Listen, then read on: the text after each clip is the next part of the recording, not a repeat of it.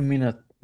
Like, um, she is working until 2, so probably gonna join us 10, 15 minutes.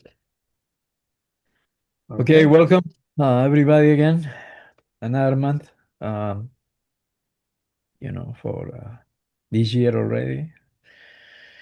Mhm. Uh, we have the approval of the minutes first to start with.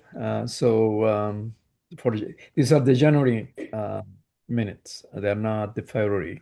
We're they're not ready yet. I'll move the minutes with the corrections that Lauren sent out today. Okay. Thanks, Lauren. I'll Second. second. Oh, okay. Second. Who And seconded? yeah, Chuck. Chuck. Okay. yeah. So just raise your hand for approval. Say yes, favorably. No's, no no's, abstention, no abstention. Then they're gone. Um, Ray, I have you down for the SAG and the Trillium project. Uh, if you have any news, Okay. And what was the project? the Trillium. Oh, the Trillium Woods. Okay. So that was discussed briefly with the planning board meeting last Thursday. And as I understand it, the consensus of the planning board was that until we get a complete application, they weren't going to entertain putting together a subcommittee. It seemed like the consensus was that there's already two meetings going on each month with the planning board between the ZAG and the regular project review meeting that, things could come up at the ZAG if we needed to adjust our conservation subdivision approach and stuff, but there wouldn't necessarily be a separate subcommittee set up to review this single project. Right, right. There was also the Agricultural Advisory Committee's resolution brought forth, and the planning board was not in support of supporting a moratorium for 18 months on all major subdivisions. Okay. So that's the latest news in Trillium. We just received updated application materials, and we're still filling in a few blanks on their environmental assessment form and other aspects of it related to the SWIP. So I would think that probably next week we might be able to deem the application complete and send that out. So that would be again sent out to all the committees, especially Conservation Board, Housing, Ag, those that have expressed a particular interest in this. So that will be an application that is then deemed complete. It'll also go to the county for 239 review. So while the planning board may have it on their agenda this month for their March 26th meeting, it would not be able to be acted upon at that point because we probably wouldn't have 239 back from the county. Martha, you had a question? Yeah, right. Yeah. You're talking about the application from Trillium. You're still on Trillium? Right. Yep. Okay. So they are still actively working on this. Yes. Yep. Okay. All right. So Thank they've come back with something responsive to all the comments and critique that they've received already. the developer has come back with Yeah. some. Can we get a copy of whatever they've sent back? Yeah, that will be Gina's looking at it right now, and we'll probably send it out next week once we get all the answers to our questions. Okay, great. Thank you. Thank you. Thank you. And you already told us about the SAG group, right? Yeah, although I did not attend, I don't know if Chuck would have any more details on that. Well, between now and last month, in a way, a lot has happened in terms of clarification. Um, I'll just briefly summarize it. There was some confusion about whether or not we were still in phase one or phase two. You may remember that when this whole process of revising the zoning ordinance began, the zoning law in the town, it was divided into 3 phases. And a number of things happened to sort of jumble this continuity. One of them was the data center pause and deep consideration.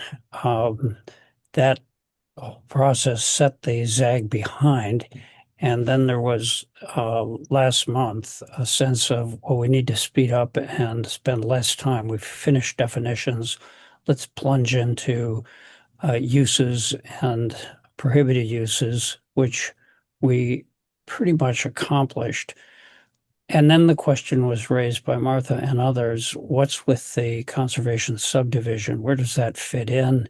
And is there a redlined version of that? It turns out there wasn't, because the consultant, Nan, has basically put together a new, far more comprehensive subdivision, conservation subdivision. And as you just heard from what Ray said, not only is it important for Trillium Woods, but across the entire town, conservation subdivisions, which were given minimum attention in the existing zoning law, are now really going to be examined and expanded and presumably have more impact, more teeth, more interest. And as I said in my February 13th email to all of you on the committee, we as a housing committee are very vested in this subdivision because it has a lot to say about whether we can have conservation and housing, affordable or other. Basically, can we have our cake and eat it too? And so, as in our meeting today with Adam, as we consider more proposals coming at us or new ideas, we are going to want to use this conservation subdivision logic that emerges from the ZAG scrupulously and really pay attention to it. And I asked any and all of you if you have thoughts on this subdivision ordinance, conservation subdivision ordinance that I have circulated twice now. I need them because on the 5th of March, 2 days away, we're going to be considering it. And I haven't heard from any of you. If I don't, I will just do my best as an individual, but it'd be great if I had thoughts coming from you folks, or even questions. They don't have to, this is for some of us, relatively new ground, albeit very important. And I think we will look back on this opportunity to have input to the ZAG, in this case through me, very gratefully when this whole new zoning ordinance is operative.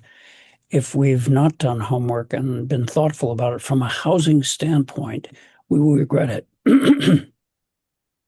Martha, So are you suggesting we just, I was trying to sort out over email. Am I supposed to compare this thing to what? And it sounds like there there's is no nothing. comparison. there is nothing else to compare to. Well, So there's a little bit of language in the existing ordinance about conservation subdivision, but it's totally underwhelming and not particularly useful, which is why Nan plunged in and gave us 10 pages of new text, which is gleaned from, I think, other jurisdictions in New York and her professional smarts on this subject. So I really think we need to look at it and keep asking the question, what does it have to say about housing, especially affordable housing? And I gave, in the final paragraph of that memo that I circulated on the 13th, just a very quick and dirty rationale for why it matters to us on the Housing Committee. Okay, so I hope we all have it still. I have it. Should you send around your message again, just so it's Sure, I'd be happy to. And because to dig into it, 10 pages and make some thoughtful comments takes a little time. And Sure. the meeting where this is going to be discussed is this coming Thursday at like 4 o'clock? Probably 6 to 8 or something like that. Okay. Yes, I will circulate both the 10-pager and my email about it. Great. Thank you very much, Chuck. I Mhm. agree. This is really kind of where the rubber meets the road. It is. All right. Thank you, Jack. Let's move on then. We have Adam Bonoski from Fisher Associates to have a conversation about what, our little project will be all about. And welcome again. And I'm Leonardo Vargas Mendez. I'm the chair of the committee and member of the town board. And why don't you just everyone introduce themselves and then we'll take it from there. How is that? Anyone? So I'm Ray Berger. I'm planning director for the town of Dryden, and it's good to meet you, Adam. And we'll be working together. You're looking at the steering committee for this project, so we'll be working together for a few months here. The missing members from this committee are the two mayors for the town or the village of Dryden and the village of Freeville. They are not in attendance today, but otherwise you have the full committee here. So I'll turn it over to Chuck. Thank you, Adam. It's really nice to see you and to meet you. We're very full of anticipation because this large parcel of land is in the heart of the town. It's along the one of the major throughways in the entire county, as you surely know. And because the instructions to you have been to, in essence, create something that might serve as a model for other parts of Dryden, even if they're not on Highway 13, it really means a lot to us. So thanks for joining. My name is Martha Robertson. Good to meet you, Adam. And I was on the Tompkins County Legislature for 20 years, from 2002 to 2021, where as a county in New York State, we didn't have land use authority. So when I get to the town committee, I'm like, aha, we actually might have some more direct impact on housing. So I'm really happy to see you here and look forward to this project. Christina, are you there? Ryan? Yeah, so thanks for being here. I'm relatively new to the committee. My main purpose and focus, I guess, is to make sure that housing is affordable for everyone, because my personal story is that I have long-term medical issues, so I want to make sure that my voice and other people's voice who might not have the affluence or the privilege to have money to be able to afford housing, and that we take care of ourselves as a community. So again, thank you for being here too. Thank you, Ryan. Christina, are you there? Oh, We've got video. It's like a washing machine. Yes. Right. Oh, she might be in travel status. So Christina Dravis is one of our town board members, Yeah. and Oh, you're she's right. also on this committee. Well, it's a pleasure meeting everybody.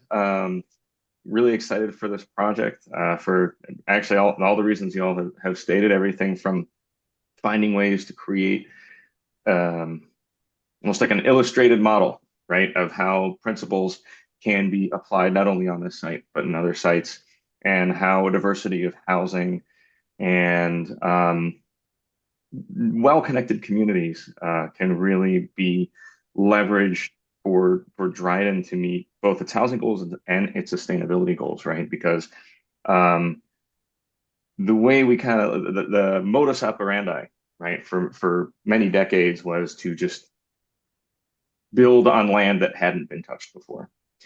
And so if you are going to do that, what's the best way to minimize and mitigate that impact? And I think some of the things that we'll be talking about also today will come into play there. And what's great about that too is that it also provides a chance for people of all different backgrounds and abilities and ages to connect with each other and form community. I am a a licensed architect and a certified planner. I live in the village of Fairport. I'm actually on village board there. We just wrapped up our zoning code update. Wow. And one of the things that I also enjoy about the village is, particularly on my street, is I have folks in different tax brackets, and we even have, folks of maybe different abilities at the same time. And so my son, who's 9.5, has been able over the past 6 years to experience that, right? Which is not necessarily my experience growing up. But without further ado, let me start sharing here. I have let's see. Yeah, this is the way we want to do it. I have a little bit of a slideshow. Okay, so I'm wanting to make sure you're seeing one slide, yes? Right. Yeah. Correct. Okay.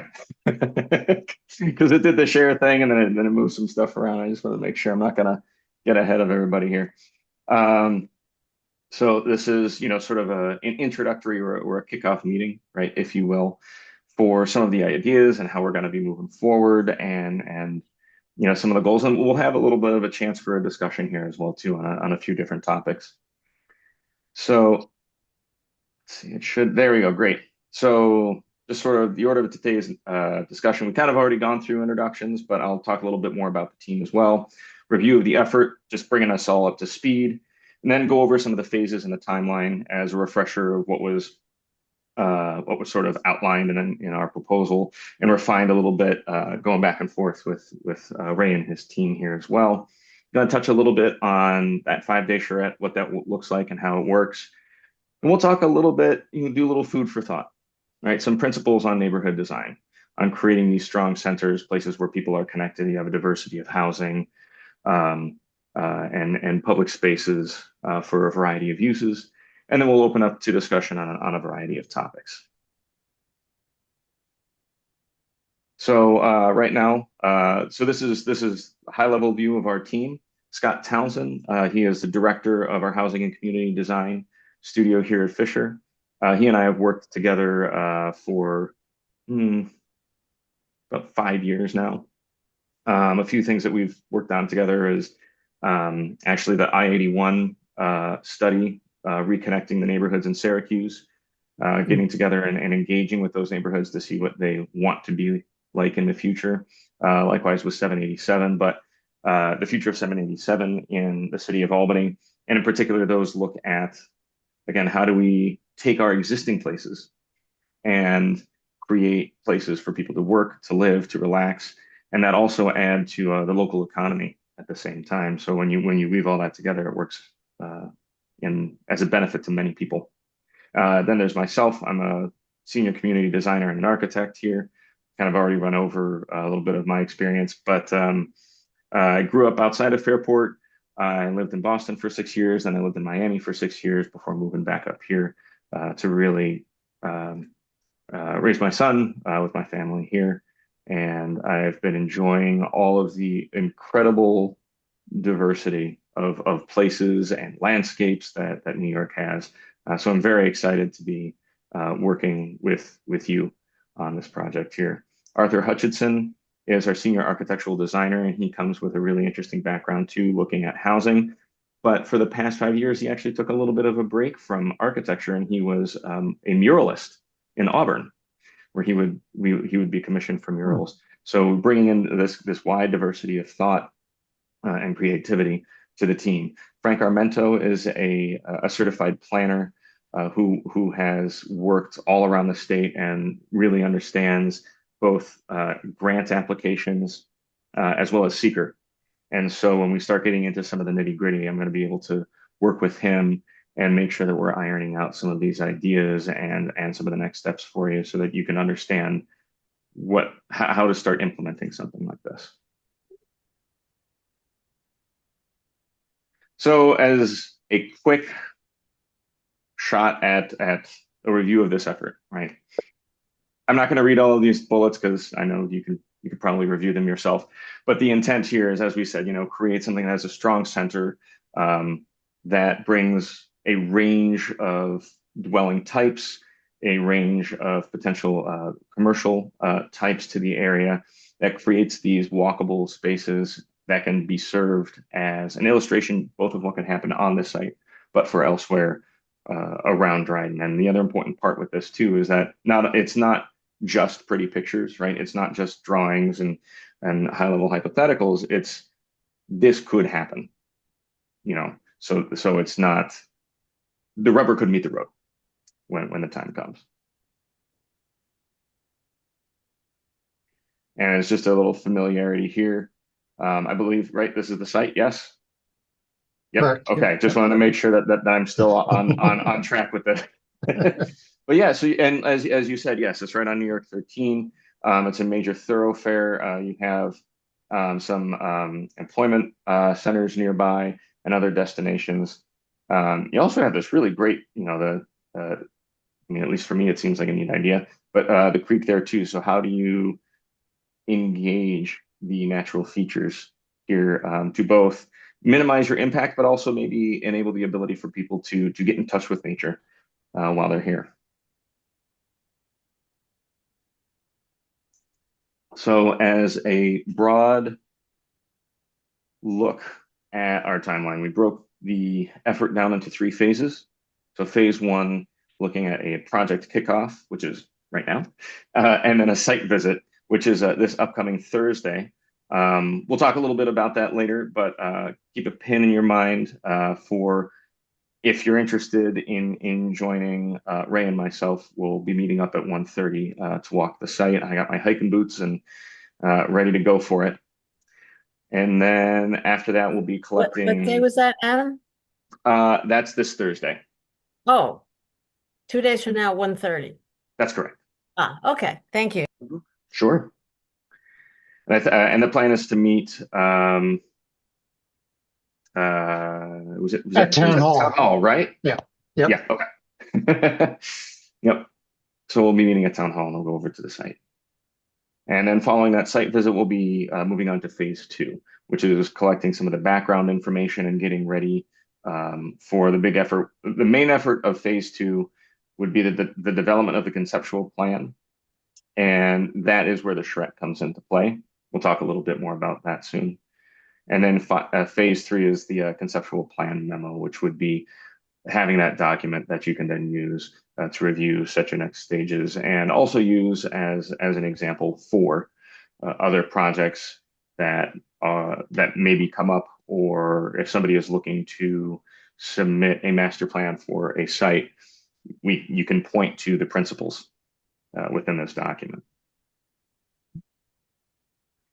So as I mentioned, the main thing here, project kickoff and site visit, the deliverables, those are pretty straightforward, right? Meeting with our committee right now. And then on Thursday, we'll have the project site visit and walk. And I always like to include visuals because it conveys things that words just can't convey, right? And so you see here, these are examples of where we've gone around and gotten a chance to really get a sense of what a place feels like when it's there, right? Because I can look at the aerials, I can look at all the street views, but it's nothing quite like getting out on site. And oftentimes when you're walking, I'm sure we'll find that maybe a question comes up or something that a discussion that just occurs naturally will often come up when you're walking around, just in general. All right, so phase 2. So our major deliverables on this would be the 5-day charrette, and within that 5-day charrette, we'll also have some initial concepts. You could see here, these might be sort of hand sketches. There are also going to be some high-level volume and placement details. I included this. Are you able to see my arrow here? Yeah. Yeah. So I included this image here because I'm not sure if you recall sort of the background watercolor looking image on the cover page. This is how that started. Was through figuring just a high-level sort of conceptual model that was developed and then further illustrated. So we're laying the groundwork for the refinement of those illustrations and taking a stab at those as well. And some of those are the illustrative plan, which is sort of a site master plan, if you will, looking at the different housing and building types and the numbers. on some of the statistical data, right? The different types of public spaces, the different types of thoroughfares. You want the right street in the right place, and some perspective so that you have a sense of what it might feel like to be in a place like this.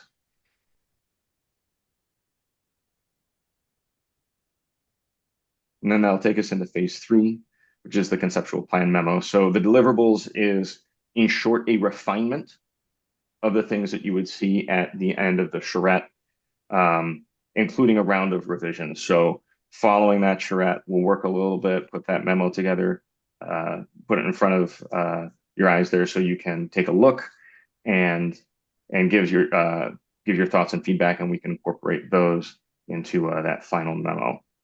And you'll see here certain things such as, those more watercolor looking illustrations.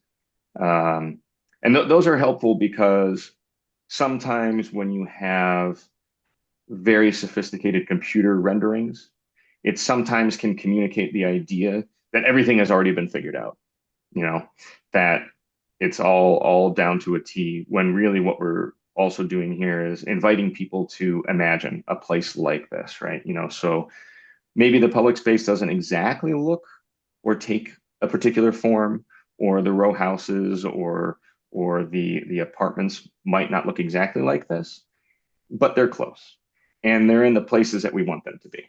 And so this still invites you to use your imagination while you're going through that.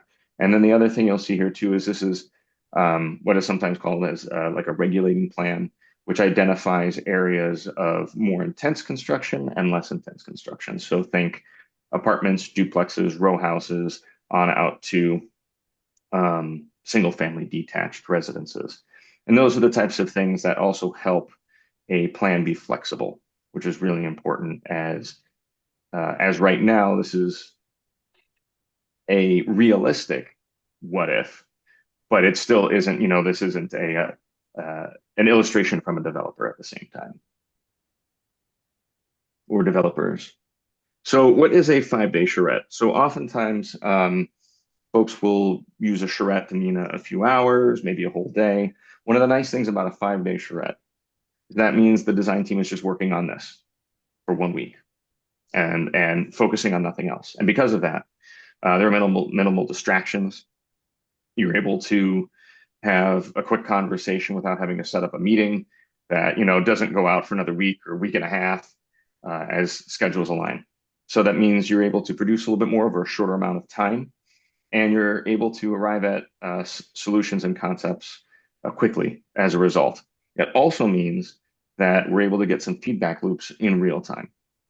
And that comes into play as we start looking at what a calendar for that 5-day charrette might be like. So the outline for this charrette would be day 1. Our team would sit down, we're going to confirm the existing conditions and commence concept design. So that would be, just making sure that we've already kind of done the background homework, but refreshing ourselves at the same time. We'll review that, highlight some of the major takeaways, and then start investigating potential solutions and start laying those out. So that would be laying out potential street networks, where the center might be, where the edges might be, and what different types of buildings could go where, what different types of public spaces could go where. And then once we really start to dig into that, we're going to spend days 2 through 4 really conceptualizing that, which means making sure that those ideas do work. So in other words, the buildings that result from that could be realistically built as shown, and also starting to refine a better sense of the numbers. How many dwelling units might this be? How many square footage of different commercial uses might that be? What types of public spaces are there, and what shapes do those take? And how do people get around? And sort of in the middle of that point on day 3, that's when we'll want to, I'm thinking we'll set up a meeting with you all so that you can have a chance to kind of see where things have developed at that point. And that would be sort of maybe toward the middle of the afternoon on day 3, where we could sit down and we'll show everything up until that point to get your feedback. And there's that feedback loop that I was mentioning before, some of those feedback loops in real time. So we'll have a way to we have a way to share that with you. That isn't a PowerPoint. It's a little bit more fluid. I don't know if you've heard of a program. It's called Miro, and so we're able to, write notes down, move things around, or maybe we'll even have, like the model up. We could shift buildings, change things, and manipulate them as we're having a conversation at that point. So then what we'll do as a team, we'll take that feedback, crank it into overdrive, and then from day 4 through 5, we'll be working on refining those ideas, incorporating that feedback, pushing those graphics as far as we can, so that at the end of the day, on day 5, we can have what we call a work in progress meeting with you all as well, where you can see your feedback being included at that point. And it's called work in progress because it doesn't mean everything's completely finalized. There still might be points, some comments to receive back that we'll continue to revise and refine as we move on to the next phase. I'm talking a lot right now. Any questions so far? Martha? Sure, Martha. Yes. Thank you. This is all exciting and promising, etc. I guess the first question for Ray, Sure. do we have permission to walk the site? We don't have site control. Yeah, we have general permission. I need to get that in writing. I'm still trying to pursue that. Giselle Leonardo has been overseas for the last month, so we're having some issues with getting communication. But certainly when I asked her back in January, yes, there was no qualms with giving site visit privilege. Okay, great. Well, Phew. I would say at the Yeah. same time, if Thursday does roll around, Ray, and you're like, hey, you know what? Let's come back to this.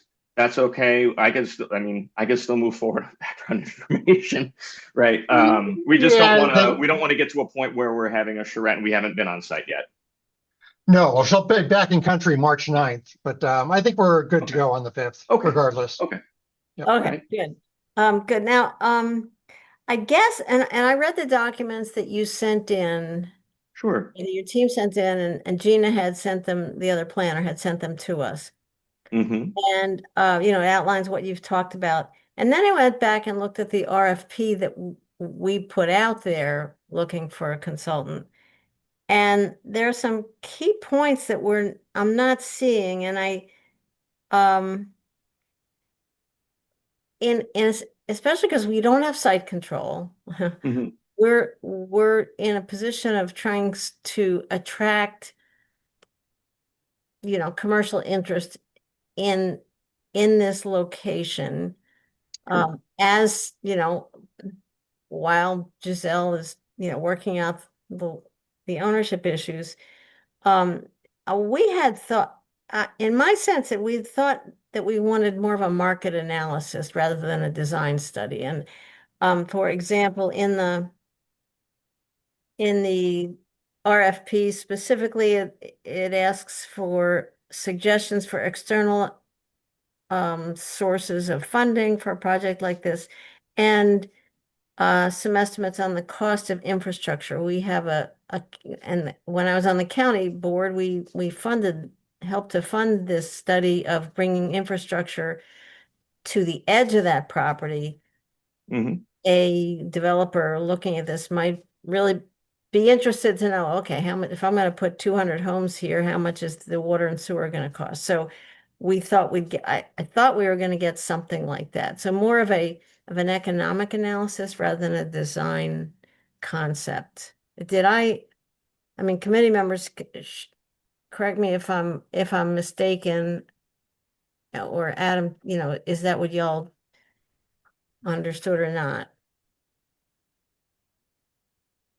Well, I had sort of a similar impression, and I, both with regard to market analysis, which seems to me to be the front door. And if I were a developer, I would want to know what you as the consultants advised the town and the housing committee regarding how many units what their average cost is going to be, and perhaps some scenarios that, going back to your comment, Adam, about how interesting it is that the stream in the lowland area, possible conservation area, would be to incorporate in this.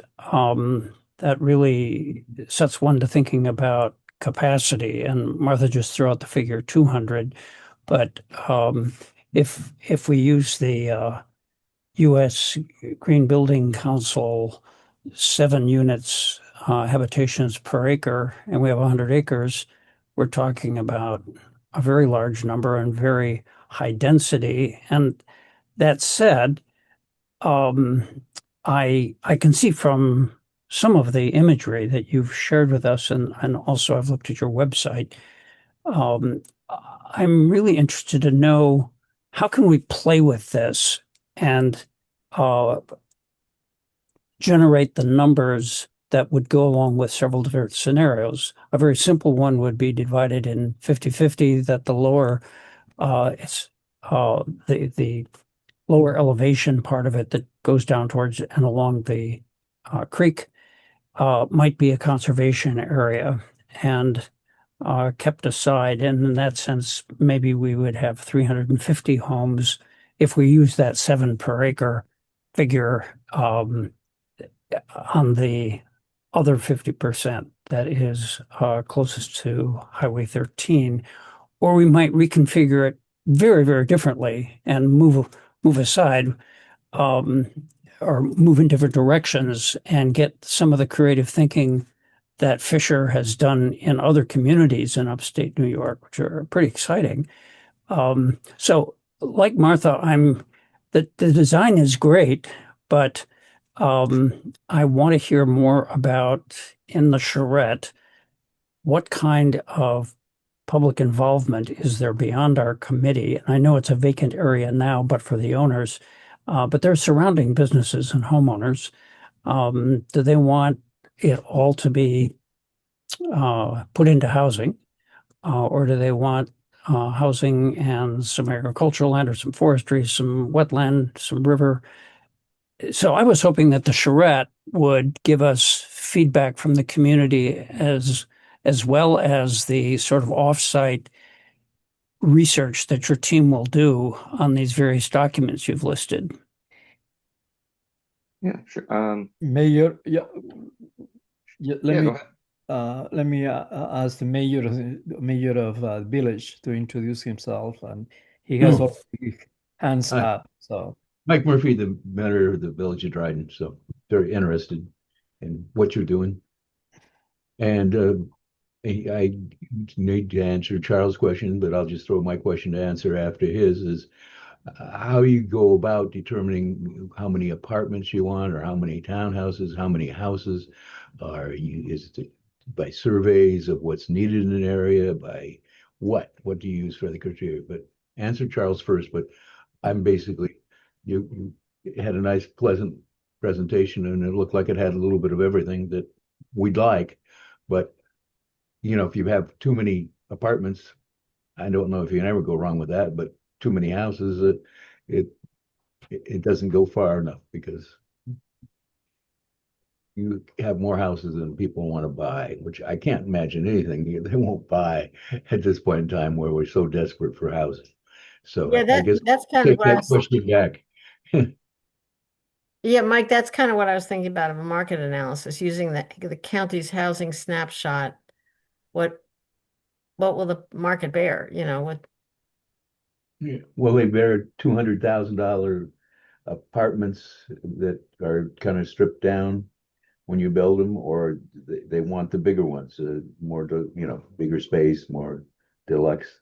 I'm back with her. I stated what I was trying to, but a market analysis, what is going to be the hot demand that we will move so that it won't stand there, it'll be gone, and it'll be super successful. Just be. Adam, now your Oh, to me. Okay.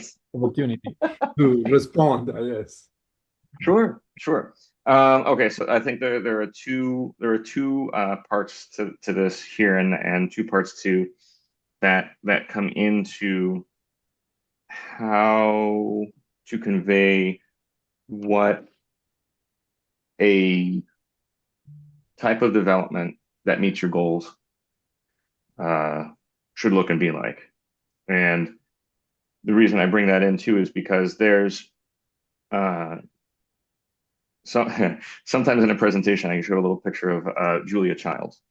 And that's because you can have all the right ingredients, but if you don't have them in the right place, you're not going to have a good meal, right? And so that's where the market and the design meet, right? Where the design can help create the places that people want to be. So that's where we see design being very important in this effort.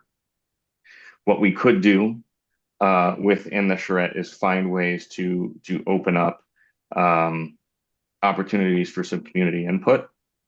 We might be able to do something, on day one, we could open something up. Let me take a look at that. Make sure that I don't want to overpromise, basically, right? In terms of what what you can expect. I think we should be able to do that. We could incorporate, like I said, some initial feedback during day one, possibly during day 3 and at the end of the day on day 5. Sure. I see both the Mayor and Martha. I'm sorry. I'll take my hand down. Mm-hmm. Oh, sorry. So, Adam, I understand that this is a negotiation in a sense that our RFP Mm-hmm. was maybe ambitious for how much money we had to spend. And so I understand that, there may be a little bit of a mismatch between our desires and what we're able to pay for. So if you folks aren't in the usual business of doing an economic analysis like we're talking about, that'd be good to know. But we also are a little nervous about community input because we don't own the land. And it's really not fair for us to be bringing the community in to talk about, gee, what do we all want to do with Okay. land that somebody else owns that we don't have any control over? So, Okay. Yeah. No, that's fair. and That's I fair. think, I think the idea of nodal development, anti-sprawl, walkable, mix of units, you can plug and play and get a design. And, the detail has to do with the geography of the land and how do you want to treat the rail trail and the creek, et cetera. So not to sound like it's boilerplate, but No. um, No, if I think that's a perfectly valid point. Sorry, I interrupted. yeah, so and I again, I think any developer is going to want to do their own thing as far as a design, but what we kind of need is a ticket that says to like whenever it is that we do get, some pledge from the owner that she wants to develop the property, that we have something we can share with developers that say this is going to be economically feasible. You should be interested in this site. Mm-hmm. Maybe most developers who are in this community already know that there's a big housing shortage and they'd be interested in doing that. And maybe they'd be happy to have a design that's already worked out.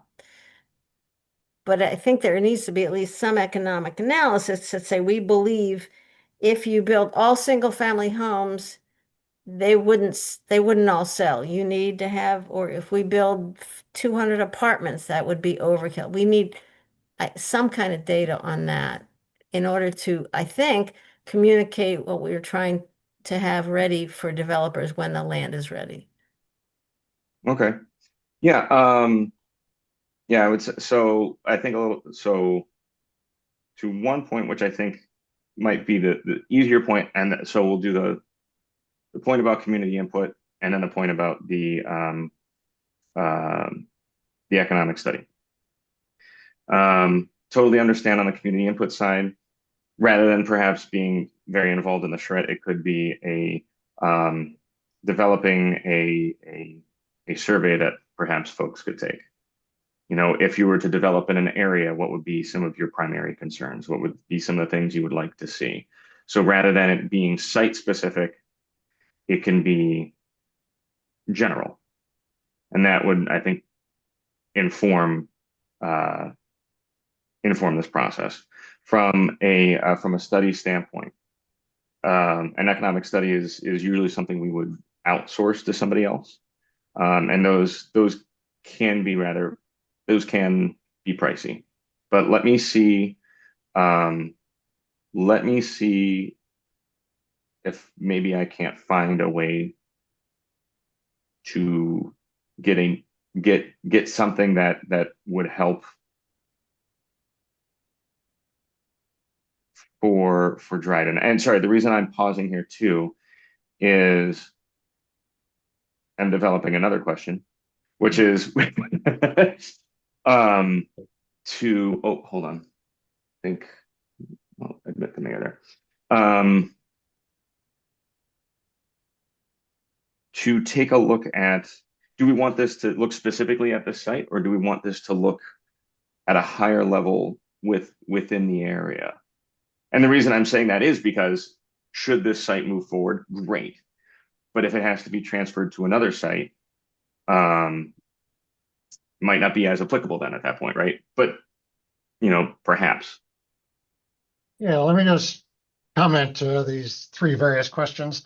Sure. I think this 100-acre site is a great middle example because it has 50 acres of real prime real estate, highly developable. It has 50 acres of floodplain recreational. So, I think it could be used as just here's a generic, typical site found in the middle of Dryden. Okay.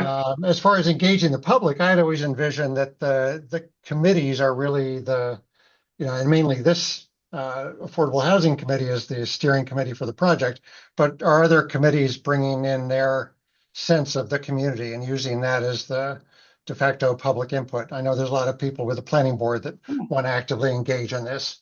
So having them tap in during that charrette week is another avenue to the public sentiment. Because I think we do have to be careful about it. Hey, invite the public and here's and you can plan out your neighbor's land. Yeah, exactly. You can't really go there.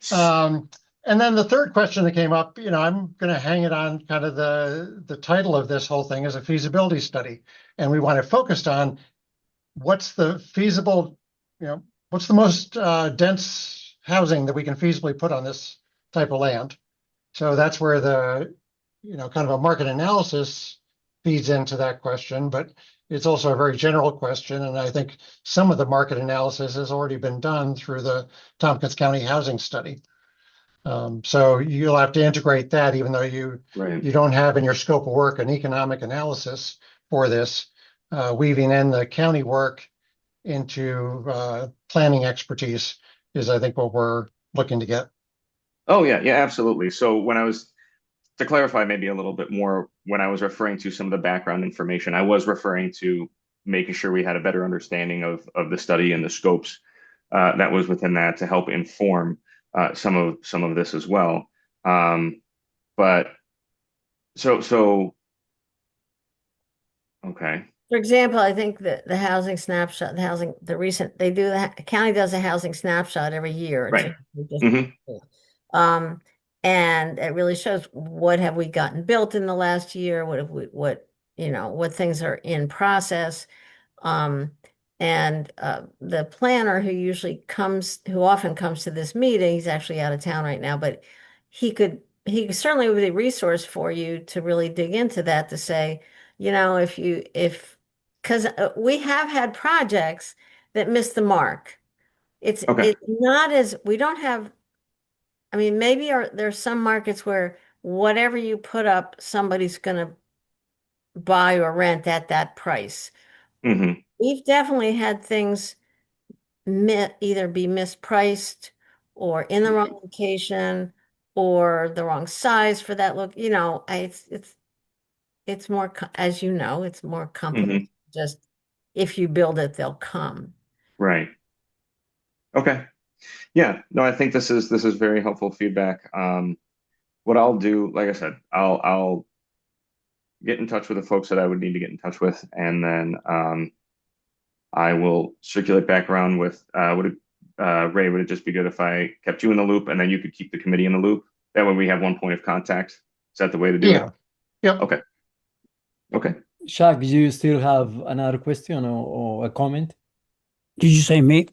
Yeah, I Uh, thought you were. yeah, I do. I'm trying to think of how to pose it. As I listen to the inquiries we on the committee are making and thinking we're going through here, I wonder if in our RFP there was adequate sense for or instruction regarding an optimal carrying capacity for the 100 acres, and perhaps, like Adam, in an environmental impact assessment or a social impact assessment, and you take various ways of dealing with some kind of infrastructure or other impact that's going to, and you come up with 3 or 4 working scenarios, including the status quo.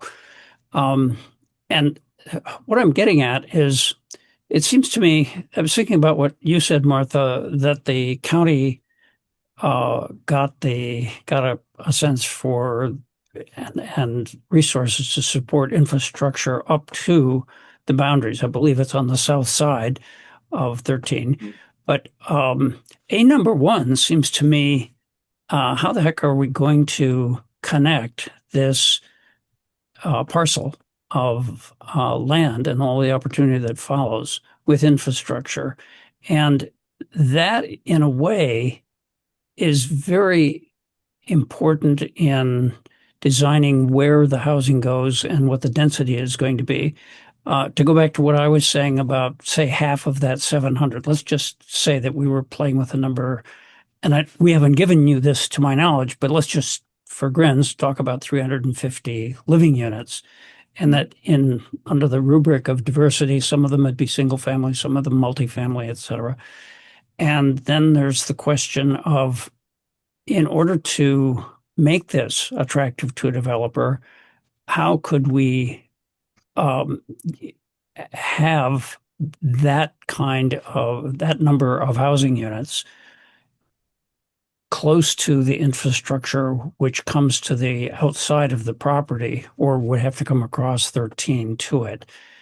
These are really big questions. And if the 350 units were spread over the entire either 50 or 100 acres, that has real infrastructure implications in terms of cost, obviously. And if it's clustered in a variety of different ways, but allowing a lot of open space and deliberate clustering, that actually has much to recommend it because of the way we think about new urbanism and trying to bring together the commercial, the recreational, the educational, the services, and the housing. But on some of the property, not all of it. So I guess what I'm thinking about is, would it help to, I don't know if this comes from Ray or a conversation we have yet to execute, but you think about 350 units. The county's snapshot talks about how inadequate for the last 8 years. There are the goals that the county set, and then there's the achievement. And the achievements are really, really low. And the town of Dryden is right next to where a lot of this development is hottest. It's between the village of Dryden and the city of Ithaca and the town of Ithaca. Here we are next to that. And on this corridor, I would think that a new development, which reduces transportation costs and intensifies and densifies housing, would really be welcome, both at the county and the town level. But I think if I were in your shoes, I would want a number to work with, or be told, generate several different working numbers of housing units that would satisfy or richly contribute to the county's strategic housing plan and the snapshots that it's generate. And if we bid off anything over 100, it could be 200, 350, the county, I believe, would be excessively happy. They'd be very delighted in having these kinds of this plan move forward.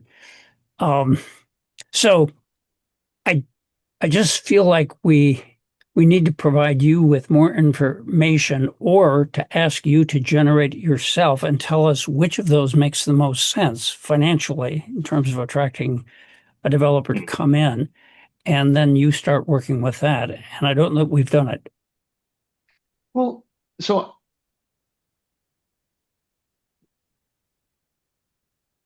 it's sort of like a yes and or and the reason I say that is one of the one of the images you're seeing here, say on the left-hand side of the screen. Mhm. This was a project I did some years ago where we were converting a dead mall, showing how to convert a dead mall. And ultimately this series, maybe I have to jump off script here. It was, let me pull up this graphic here for you. The short end of it was, you may have a master plan, but it may happen in phases. So that's where, from a planning and feasibility standpoint, the number could also be a little squishy too, right? So in other words, if you have an idea of where you're going or where the development is going, maybe the development is for 400 units when it's all built out, but the first phase is less. So that's also where the benefit of this numbers and design working together can come into play, right? Because we could look at the whole site and say, oh wow, you could do all of this here. However, maybe it's really these areas are part of phase one, and then these areas are part of phase two. And the other benefit to that too is you could do a couple of things. You could release an RFP all to one developer, or you could release phase one to one developer, phase two to another developer, phase three to a different developer. And that also gives you a little bit of flexibility in case maybe the relationship with that one developer doesn't work out so well, or maybe it does, and you can't wait for them to be part of phase two. So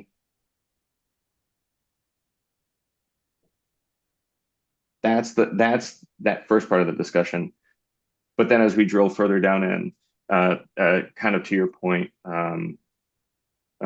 Chuck, is that we were looking to use the county study to help inform what would be there. But if we drill down a little bit more, we can see at least what a first phase could look like, and that identifies what this could be initially. Does it? I know it doesn't quite answer your question directly. Well, I think there's wisdom in talking about stages. In fact, Mayor Mike went through in the last 5 years or more a very similar experience in the town of Dryden. Maybe he could speak to that.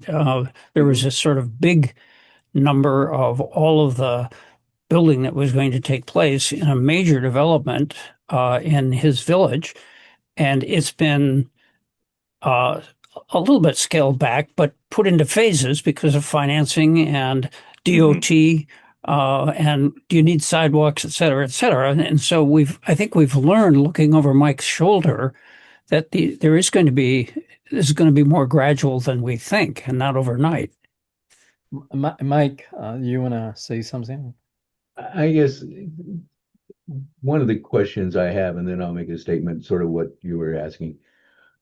Are you saying that we're going to design what we want? We want apartments here, townhouses here, and something else there. And we're going to go out and ask some contractor to come in and build those. And he's going to sell the product or own the product. Or or who's going to own the product? He's going to own the product afterwards that he makes it, so he sells it. But we encourage him, this is what we want built in a certain area.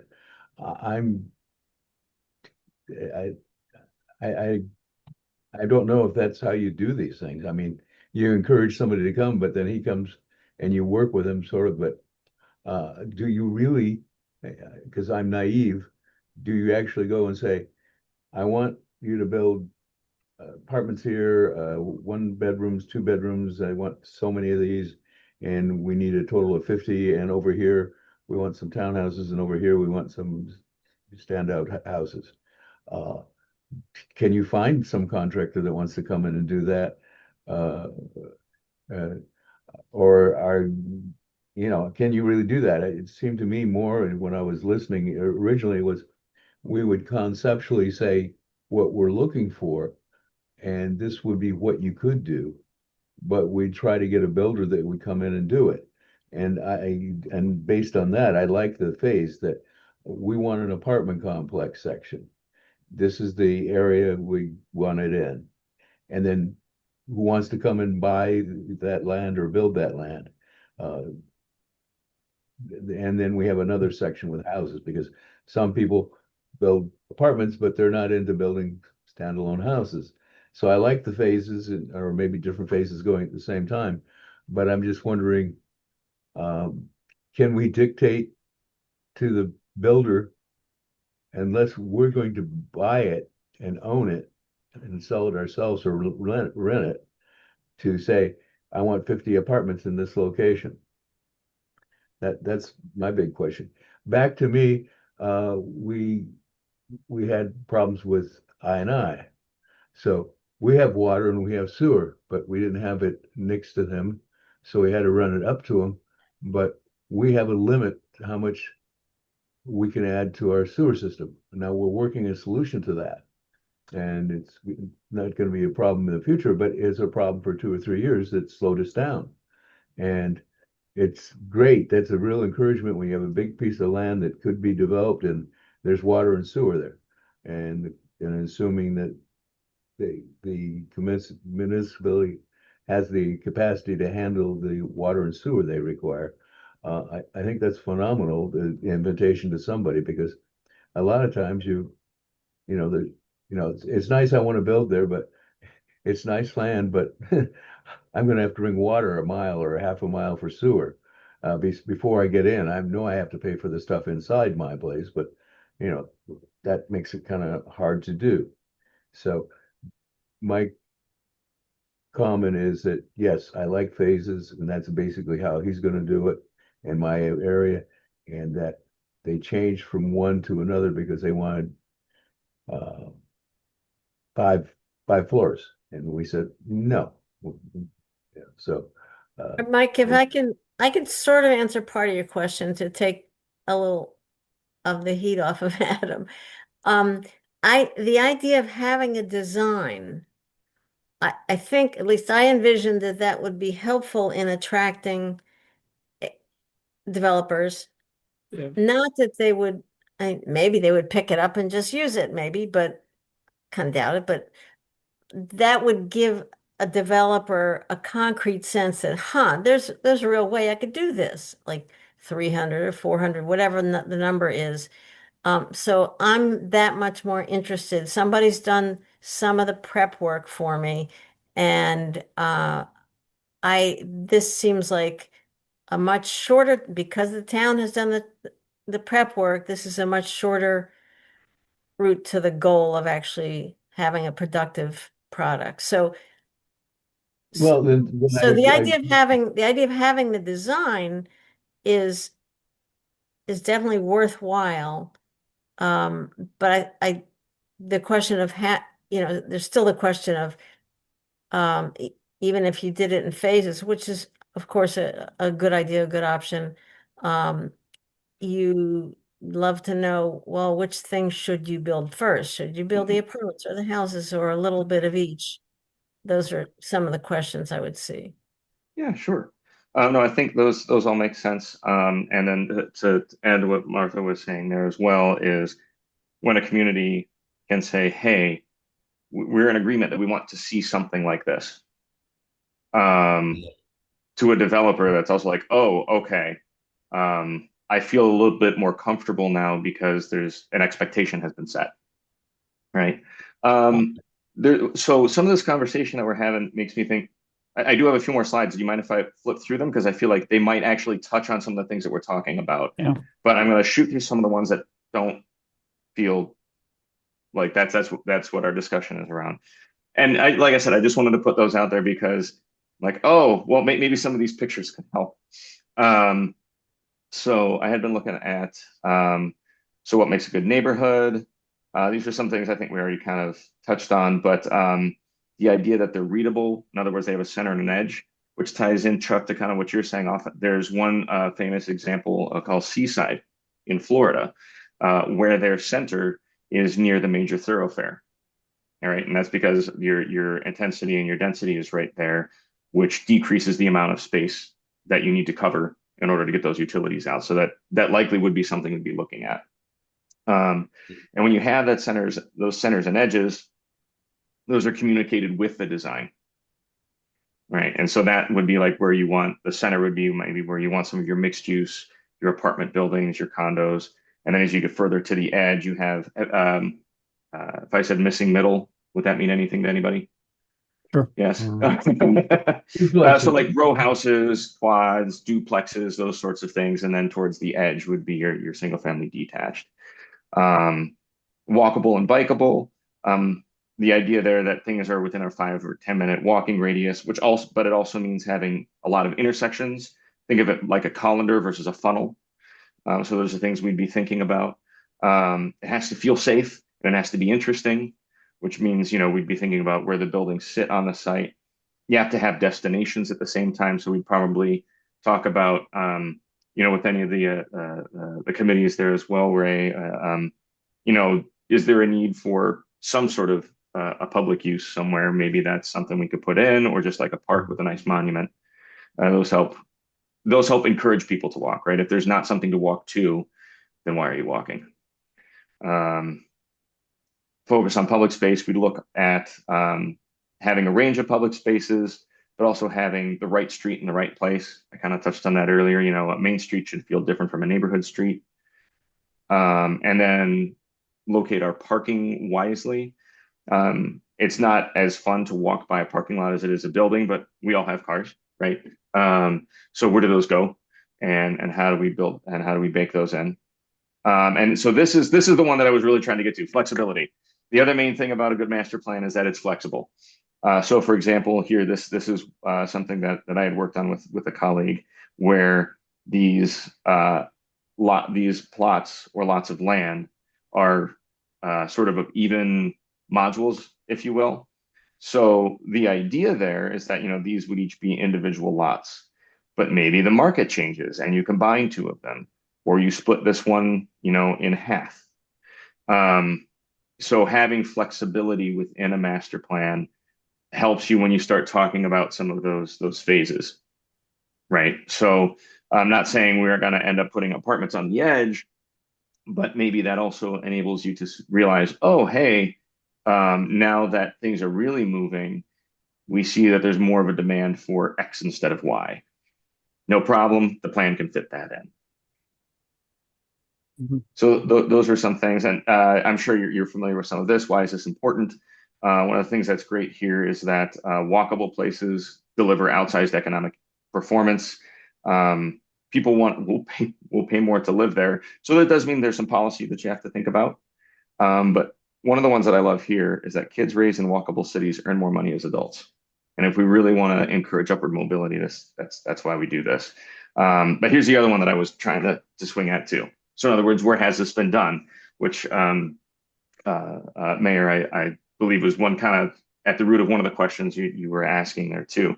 These are all locations where it's been done. So over here, this is in Rhode Island. Right here, this is a little what they call like a pocket neighborhood. Same here. This is also in Rhode Island. This is in Tennessee. This is in Kentucky. This is in Alabama.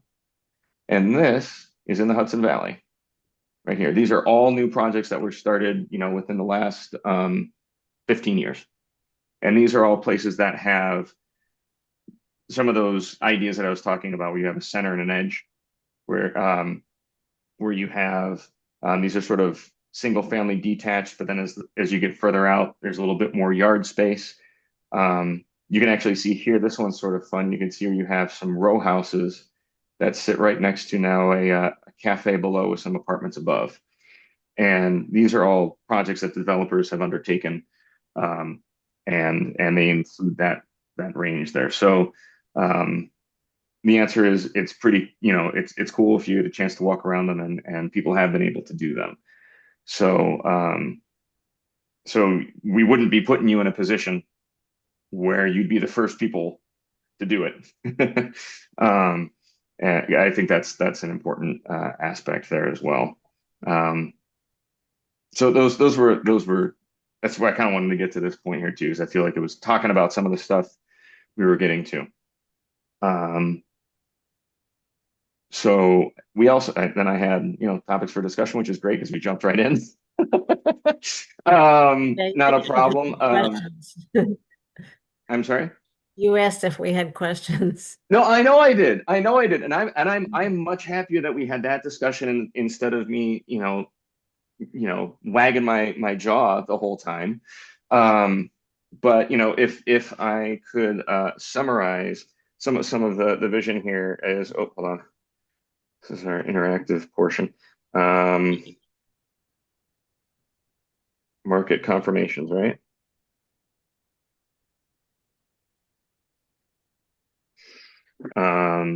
Which is one of the main things that we want to make sure we can drill down into, is kind of what I'm hearing here. I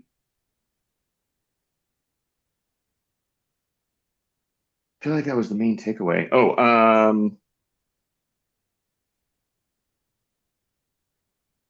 Community in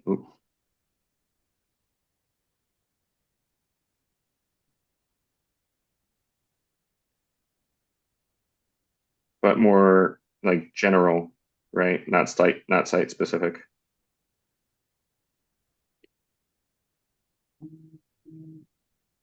Other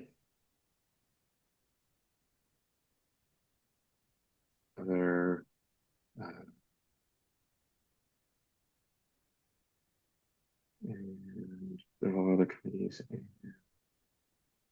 boards.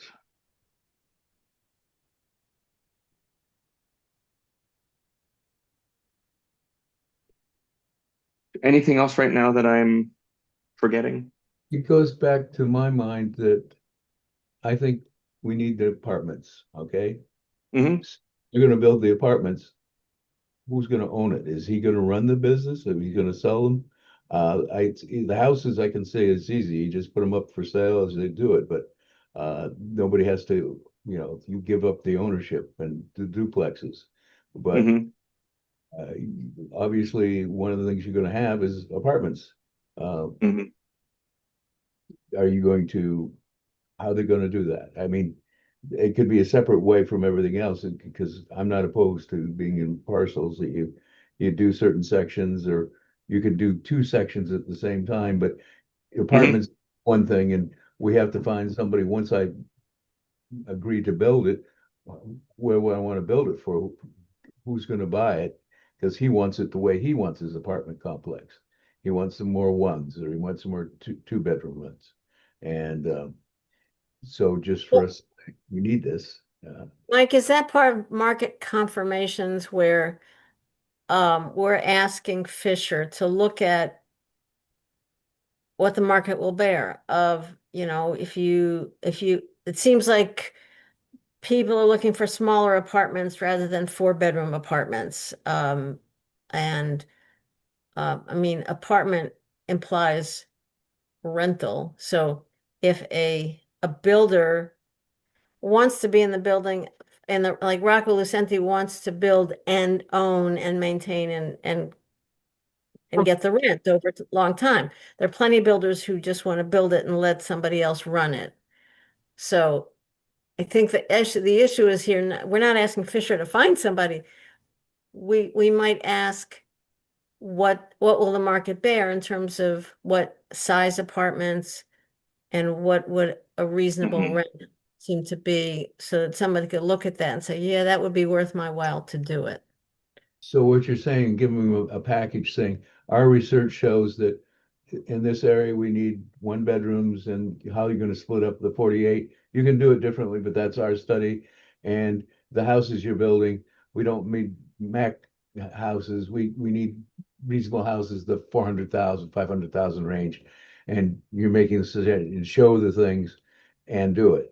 But to me, if I was down in Arizona or someplace like that, or where they're just building all the time around Phoenix, I could go and find somebody that would want to buy the whole thing. But I can't imagine that the guy who likes to build apartments isn't good for building houses. So it almost has to be this. Otherwise, who has the whole hat in this area? In other areas, I'm sure it's common that somebody comes in and does a whole development, and I Yeah, want the point is, Mike, this is not Adam's problem to find somebody.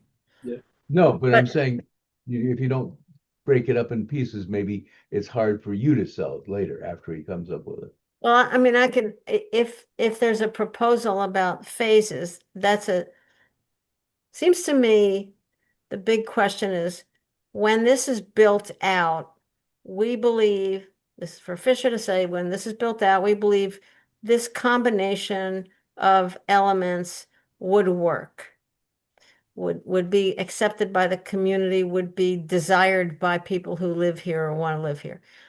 And then the issue, so the first project is to say what the final product looks like. And then maybe a paragraph or two about phasing, that we think it would work best if you started with the townhomes, or you started with a community center, or whatever it is, or the commercial areas. So that could be like a second part of this, but you want to start with what is it going to look like at the end of it. And then I think when let's pretend we get to take this out to the market and say, Town of Dryden is helping this landowner, Giselle, to find a developer, well, the town would be amenable to having this done in phases. And, developers come back and tell us how you would do this. So what Adam is going to give us, I think, is a roadmap, but I guess the way this whole discussion evolved was not just a roadmap of physically what can fit on the site, but physically, but economically, what can fit on the site as well. That makes sense. Adam, if I like that, Martha, thank you. Adam, having introduced the subject of community input, which is kind of classic charrette thinking and collaboration with communities, et cetera, I actually, having listened to us talk about this and how front end and preliminary we are, not even certain that we're going to have this parcel to work with. We're kind of hedging our bets here. And fortunately, the county has funded us to get some help through you folks. I would delete the second one, with the exception of what Ray mentioned, that the other committees, bidden or unbidden, will contribute some thinking to this as it gets around that Leonardo, that plot, parcel is under consideration. And what strikes me as more important than that is a conundrum that is stated really emphatically and really clearly in the 2024 housing strategic thing, which we call these, what do you call them? Snapshot. Snapshots. Thank you, Martha. And here's the thing that they put the finger, and this is the most recent, by the way. It uses data from 23 and 24, and we don't have 25 and obviously don't have 26. So what they say is the odd phenomenon going in the county, and Tompkins County is odd within New York State counties in terms of price points and cost. We're more expensive, and consequently, a lot of our workforce, working families, are commuting out of the county where it's 50% cheaper to live. And they point out this really interesting conundrum that is that our population in Tompkins County is leveling off, even declining, and the same can kind of be said of Dryden. We don't know which way it's going to go, but we are not growing. And so the companion phenomenon is that housing units have actually grown, not at all what the county had hoped and not at all what the towns have hoped. But you put those two things together and you think there's no housing problem. You've got a decline in population, an increase in housing stock, and we don't have it. Prices are still going up, both in rentals and in ownership. And the reason they give is twofold. One is that the population is aging, and more than than other counties in New York State, there's about 16% of the population which is 65 and older. And Tompkins County is on the high side of that. The town of Dryden has 21%. We have an elderly population, and they don't quite make it clear, but it sounds like they are utilizing either in retirement facilities, in multifamily homes, or even because they're more affluent than in a lot of surrounding counties, they're actually snatching up single family homes. That's part of it. And the other part is that even though the population is declining, more and more people are living by themselves. There's a falling number of inhabitants in each family. So even though we have more housing and less population, so those two things are really worth thinking about. And we want to play our cards right in the town. We don't have that many opportunities where a parcel like this comes along and gives us something to think about and possibly to attract developers in. And therefore, I think the economic questions that have been raised are really essential. What's attractive? What will sell? What mix? What does diversity mean? I really think that we want to,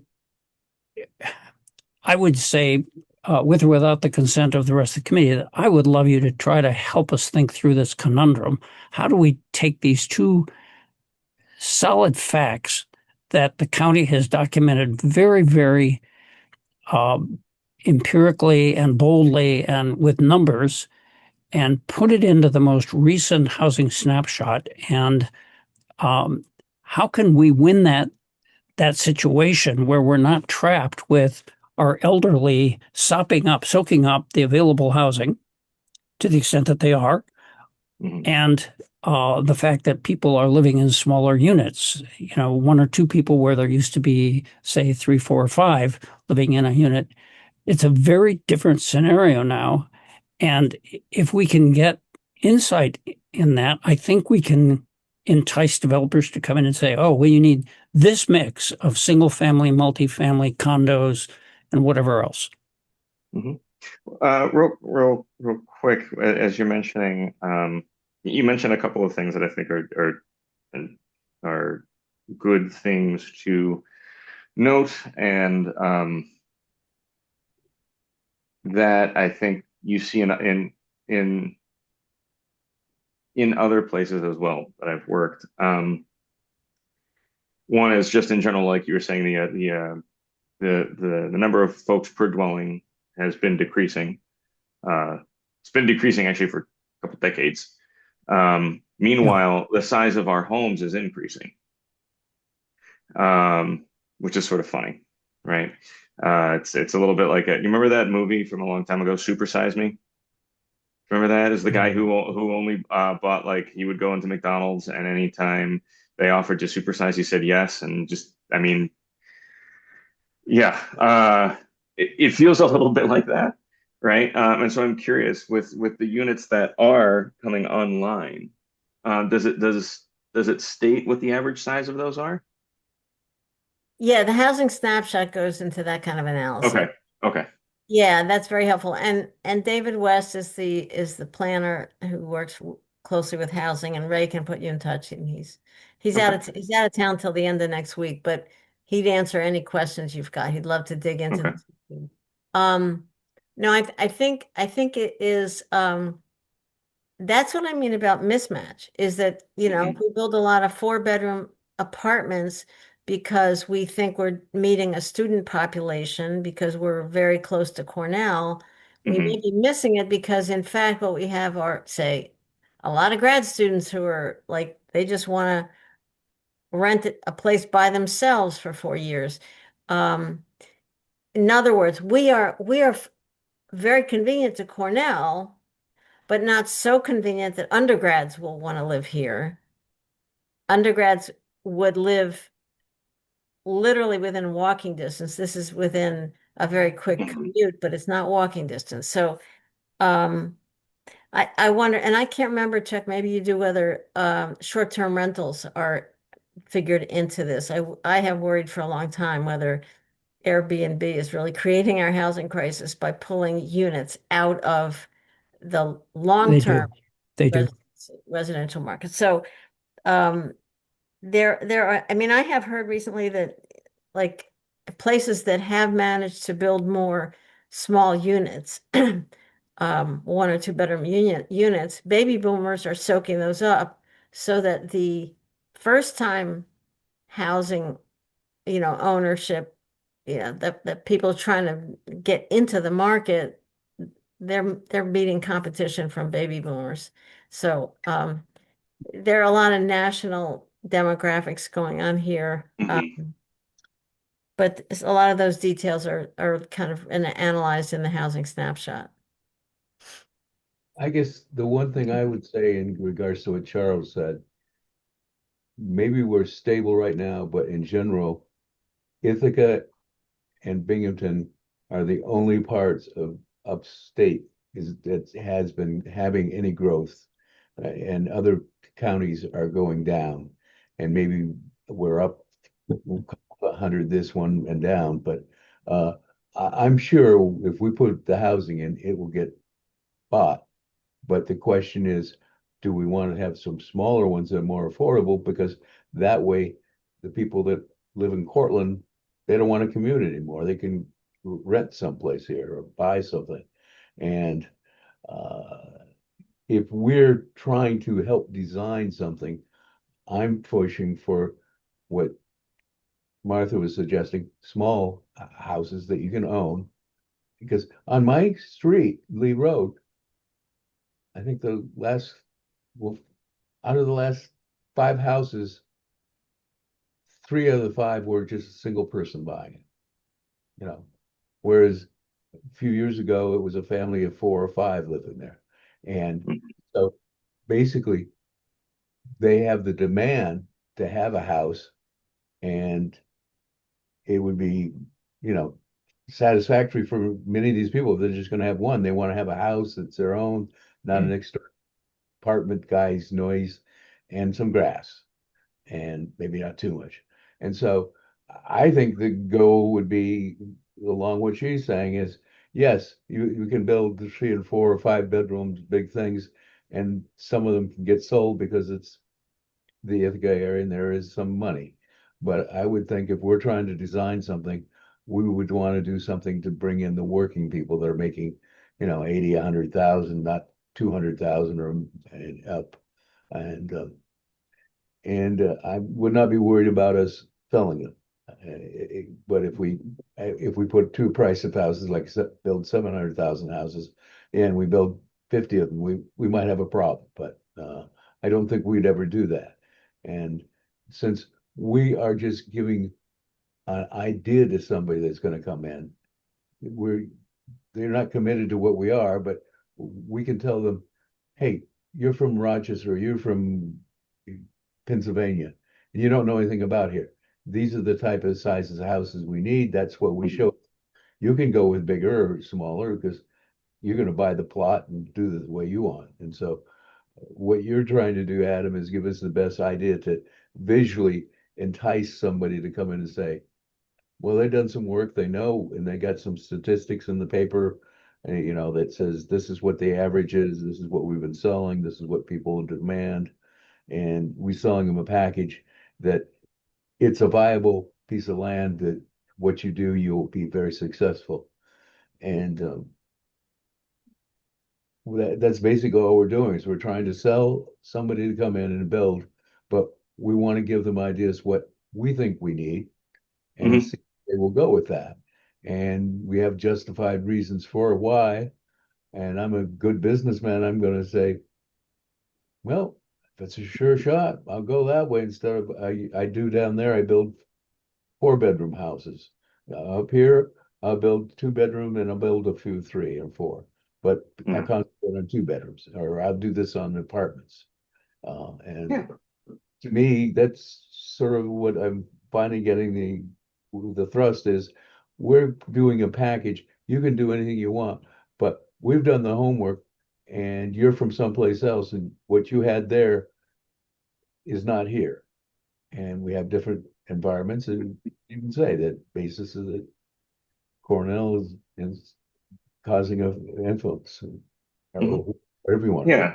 In other words, show that there's backing for the number of units, and then show here's what we'd be happy to see, like something that looks a little bit like this.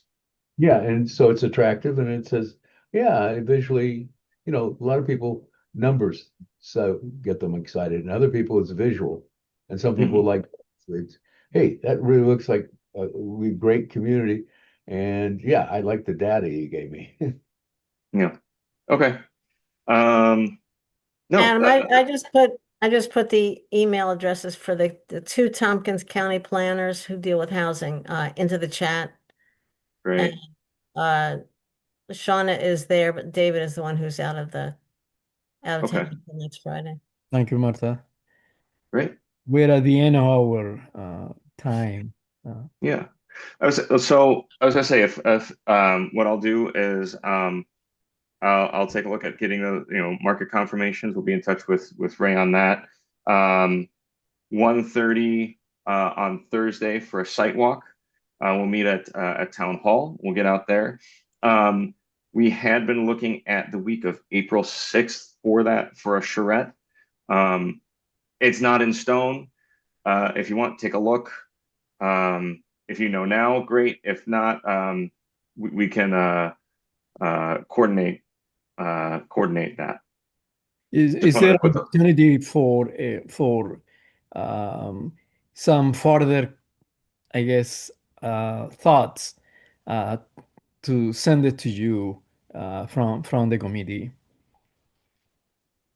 No, any thoughts you have at any time, feel free to send them. This isn't the only time to get something across. And that'll just help the trip be more successful. Can you give us your email address? Oh yeah, sure. Right, that's cool. Yeah, right. Yeah, Yep. definitely. If you're welcoming, I would say everybody should go out to the committee, because that way all of us who are on this call will be part of that email. It's in the back of the proposal, but or the I guess the concept or the study concept, Yeah. Yep. I just want to ask, so Adam, you still want to work with us? Yeah. No, these were all great questions. You could tell y'all were looking at it, and I appreciate the dialogue, and you all seem like very nice people, and you're all looking to do some great stuff, and that's you want to work with nice people trying to do some great stuff.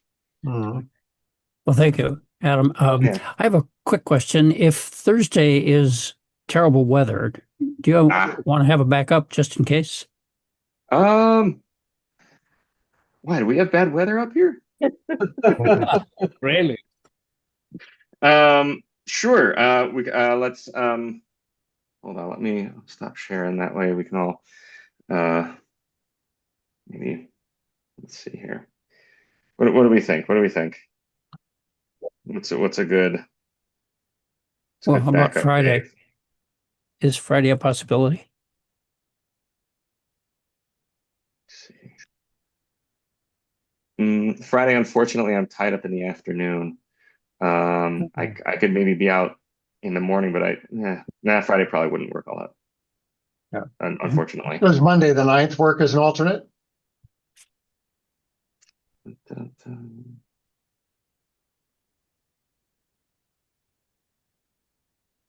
Chuck, it's a Think- really good question. I'm looking at the rain here, so. Monday looks Yeah. good. Monday looks fine. Okay, Good. And Good. for this so we'll just alternate use date, if we could do email more of a for morning. confirming. Oops, sorry, what? I was just saying, if for our alternate date, if we can have that be more in the morning, just because I work in the afternoons as well. So Okay. this coming Thursday, I could be fine trying to work that out. But just for our alternate, if we could plan for more in the morning, that'd be great for me, please. Okay. We Sure. Are we I- talking No, 9? actually, what are we looking at for weather on You know, Thursday? I guess my question is really, I don't know what the terrain's like, and I'm not going to be able to walk it, but Thursday has a 90% chance of rain. Yeah, I'm seeing Tuesday that has- here. Next Monday and Tuesday, they look very desirable for me walking out and Yeah. Yeah, why don't yeah, I feel like Monday and Tuesday are better days to pencil in, aren't they? Yep. Just based on what the weather report is showing us. Yeah. Um, So you'd be available either one of those days, or whoever else will be coming with you from your organization. Monday morning is probably the best. Tuesday morning, I probably wouldn't be able to be there in the morning.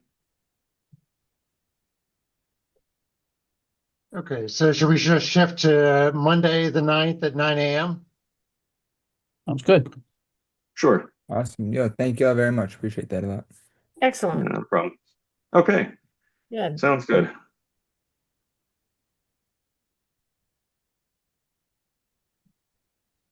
All righty. All right, then. Well, thank you very much for your time, and we'll Thank you. see you on Monday. Ray will be in touch. Okay, Thank you, Adam. Great Thank to you, meet Adam. thank you. Take Thank care. you, everybody. All right. Thanks, See you Leonardo. later. Adam, I got one question. Too late.